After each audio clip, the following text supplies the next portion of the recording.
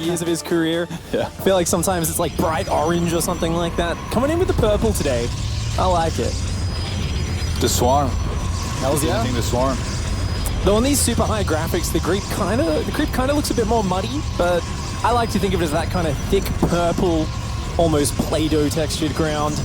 It is a nice early block here for Mana. He sent that probe across so fast on Port Alexander.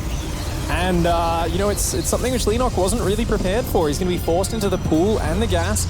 And Mana's going to follow that up with a Nexus first on 17 supply as well. I like Mana mixing up the openings here. Yeah, I mean, PVZ recently was definitely affected by the recent Nidus changes, which I think we should cover here definitely. You know, Nidus more resistant, the unload rates super quick now. Like, units get out of there like very, very fast. So that makes it a really, really strong thing to do, especially if you can catch the opponent off guard. But because it's been used quite a bit, it's kind of hard to catch anybody off guard. But even, I guess, even if you don't catch them off guard, it's still a really strong. Like, where do you feel like the Nidus currently fits in the PvZ matchup? Well, I like the way you say that. It's so popular in the last few weeks that it's one of these things we can say at the start of this tournament, oh man, Nidus, everyone's going to do it.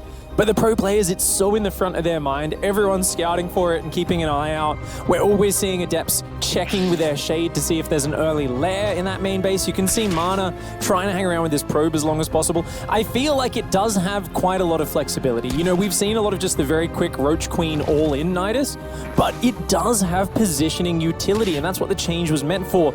Because it's only 50 minerals and 50 gas, each time you kind of spawn a new head of that Nidus, you can just reposition your army so quickly so you can attack a fourth base, then suddenly evacuate into the Nidus, pop out in their main, and it's something Protoss players have to be very, I think, aware of, just shutting down the Zerg vision. If the Zerg can have enough spotting locations in the late mid-game, they can just create so many problems for the Protoss player.